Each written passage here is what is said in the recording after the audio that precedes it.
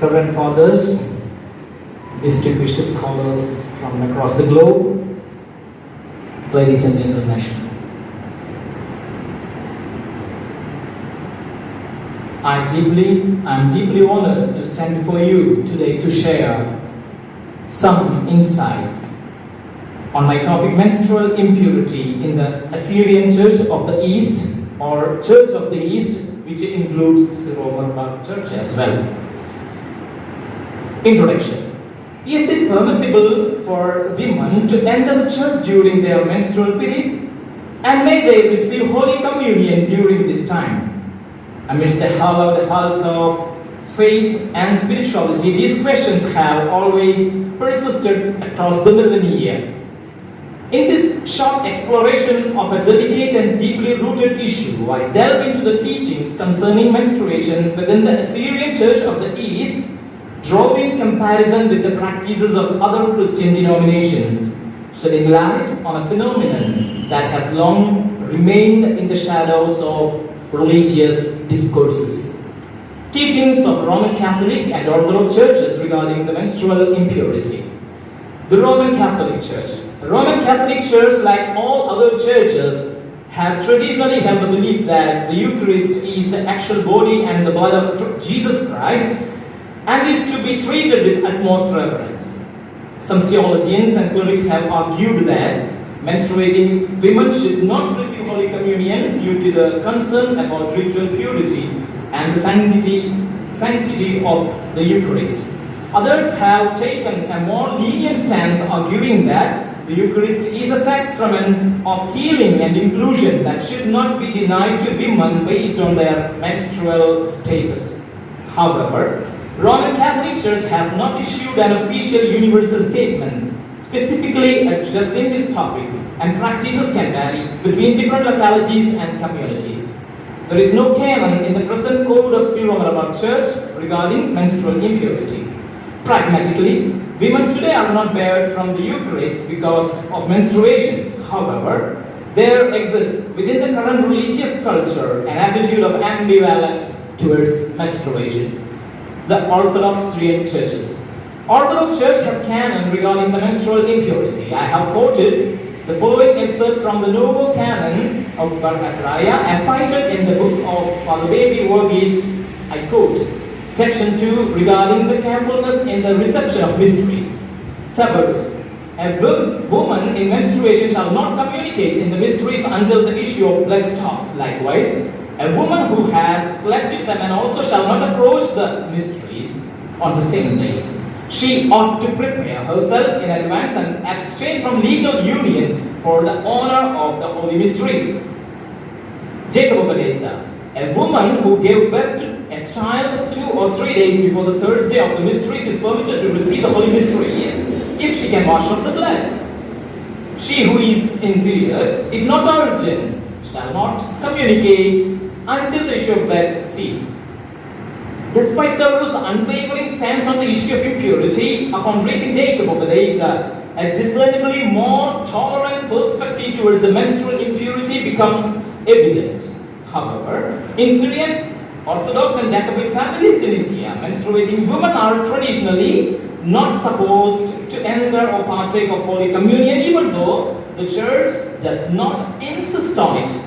Menstrual impurity in the scriptures in the Old Testament. The biblical instructions in Leviticus 15:19-24 about women's regular shedding of uterine lining and their religious activity mostly refer to male conceptualizations of female body in antiquity. The male consider women during their menses are as unable to participate in the cult. The woman's status during this period is called impure, and she conveys the status to objects beneath her and to people who touch her.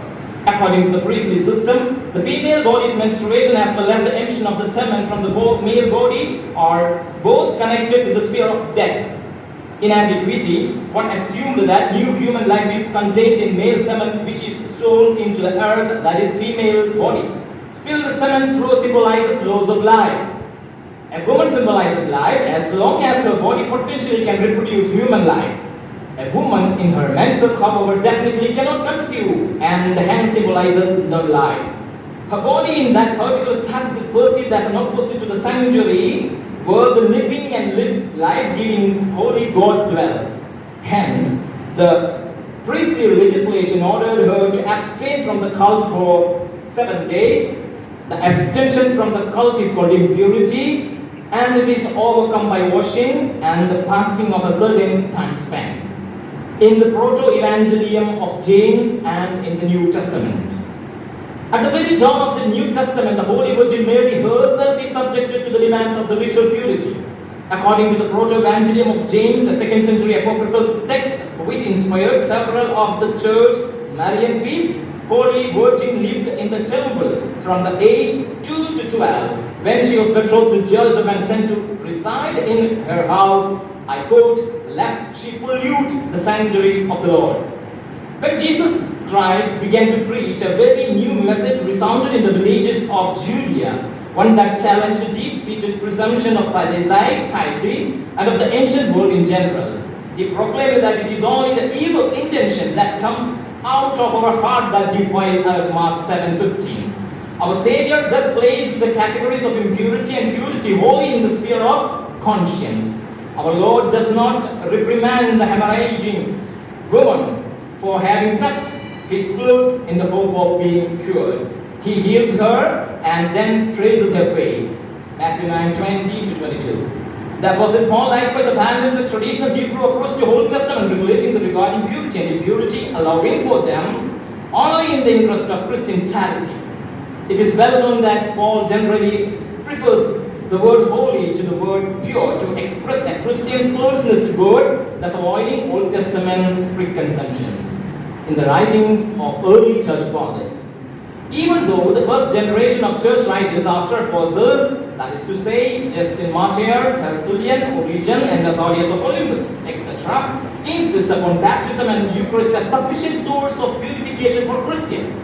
They had a tendency to view any manifestation of sexuality, including menstruation, marital relation, and childbirth, as impure, and thus incompatible with participation in the liturgical life of the church. Menstrual impurity in the arena of Assyrian Church pedagogy. Syriac didascalia. The situation was different in Syriac capital of Antioch when a strong Jewish presence posed a tangible threat to Christian identity. The didascalia, a 4th century witness to Christian polemics against Judaistic tradition, forbids Christians to observe the Levitical laws, including those concerning menstruation. In the final chapter, the author addresses Christians who believe themselves rendered impure by menstruation, the emission of semen, and sexual intercourse. There is in particular a lengthy refutation of women who believe that they are impure and devoid of Holy Spirit during the Levitical 7 days of menstruation. Refutation of women who believe that they should abstain from prayer and from the scriptures and the Eucharist for 7 days. Refutation of women who believes that they should be purified by bathing at the end of 7 days. The author repeatedly condemns the idea that any kind of impurity follows from genital discharges, and so condemns too the practice of ritual bathing after menstruation, the emission of semen or sex, and the practice of avoiding church-related activities until purified. Such beliefs and observances are described as an abrogation of baptism, a removal of offenses and former sins, a return to the idolatry of the calf, and ultimately an affirmation of the curse against our Savior and the means of self-condemnation. Author admonishes, I quote, if you think women that are stripped of Holy Spirit during the 7 days of your menstruation, then if you die at this time, you will depart thence empty without hope. The didascalia proceed to offer assurance to woman, affirming the indwelling of Holy Spirit within her, thereby empowering her to actively engage in prayer, scripture readings, and participation in the Eucharist. I quote again, now think about it and recognize that prayer is heard through the Holy Spirit, and the Eucharist is received and consecrated through the Holy Spirit. Therefore, if the Holy Spirit is within you, why do you isolate your soul and not approach the works of Holy Spirit? Because again, you shall not separate those who have their period. For even woman with the issue of blood was not reprimanded when she touches the edge of our Saviour's garment. She was rather deemed worthy to receive forgiveness of all her sins. It is remarkable that this text admonishes menstruating woman to receive communion and enforces its admonishment with the example of woman with the flow of blood in Matthew 9:20-22. In Syriac patristics, Baptizan of 2nd century, an eclectic thinker standing in an uncertain relationship to the church, is the only early Syriac writer with a good word to say for sexual intercourse and related bodily process, which he is said to have judged good for women, lessening the amount of sin in them. Women's body are not unclean for Ephraim of 4th century, even though he perceives sexual intercourse as inferior due to his monastic fervor. So, he never hesitates to use female metaphors throughout his poetry, especially the images of female body and its functions, particularly to the womb and birth, breast and suckling. Qualifying sexuality, Nursai of 5th century in his Latin homilies says that licit intercourse is a good thing, and of course there will be no sexual difference in the world to come, and that not only men but women too can live in purity under any circumstances. Isho Burdon of 9th century admonishes his deacon Macarius that nightly pollution does not prevent anyone from communion if it does not arise from dirty thoughts, and the menstruation does not prevent women from holy communion. No canon of 14th century has canon that encourage women to receive holy communion during the menstrual period without hesitation. We will discuss it in detail hereafter. Assyrian manuscript, supposed to be originated in the early centuries of Christian era, copied by Isa bar Ishaya, the deacon in 18th century, prescribes medicine for retention of the menstrual flow and to stop perpetual flow in women. To my astonishment, it also advocates the combination of menstrual fluid and male semen as a remedy for ocular discomfort. It may not be scientifically correct, but I mentioned it here to show the attitude. Menstruation in the Nomocanon. Nomocanon, codified by eminent representative of Assyrian Church of the East, Mar Abdish of 14th century, chapter 16, explicitly elaborate the attitude of the church towards menstrual impurity. I have translated the Syriac text that found in Trishul manuscript and provided it as follows. Chapter 16 on night emissions and menstruation, Al-Kiriya Dalilia, Umar Marid Khetso. According to Yohanan, the Holy Spirit found it favoring this matter and issued a directive that no Christian, whether male or female, deemed a sanctified member of Christ through the purifying water of holy baptism, symbolically cleansed by the fires and indwelling spirit, should ever, under any circumstances, refrain from engaging in prayer or deny themselves participation in the holy mysteries due to their unclean emission or menstruation. Such occurrences should not be attributed to deliberate choices or willfully generation of the impurities through the contemplative thoughts, but rather they frequently arise naturally from natural bodily fullness. This in truth is a stratagem employed by Satan, who harbors envy towards our spiritual advantages.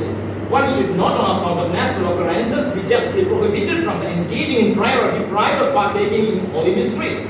These are the very things that bind and ensnare the people of the world who have not undergone the rebirth of water and spirit, not have been cleansed through spiritual crucible of baptism. However, we counsel men to exercise prudence when it comes to deliberate transgressions, which does not happen by natural occurrences, and does not take place in the course of nature. Natural events unfolding in the course of nature are beyond the scope of human law, as they were legitimately arranged in us by the worshipful God whose glory is immense. Short exploration of the canon. This canon explicitly asserts the absence of menstrual impurity in the church. Menstruation ought not to be construed as a state of impurity, as it is intrinsic physiological phenomenon integral to the menstrual cycle. It should be regarded not as impurity but rather as indicative of robust reproductive system. The notion of impurity attributed to this condition, in fact, a cunning stratagem devised by Satan. This physiological state is not sinful, as it is not a matter of personal volition, but an intrinsic facet of one's identity.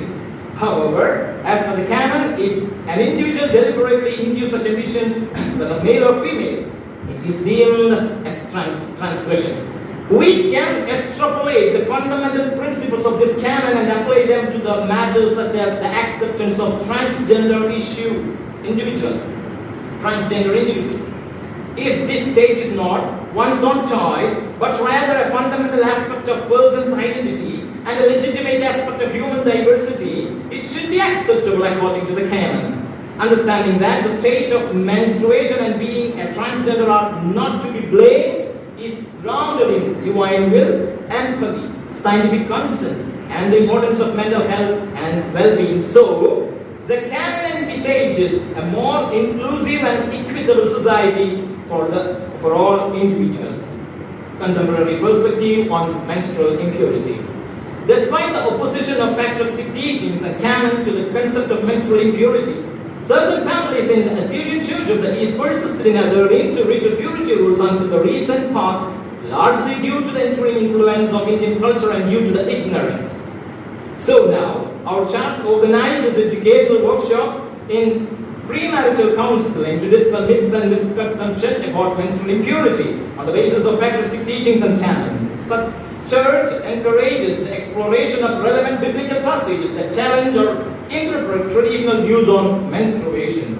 Through these actions, church helps to create more informed and compassionate community that challenges outdated beliefs and supports menstrual health and hygiene. Conclusion.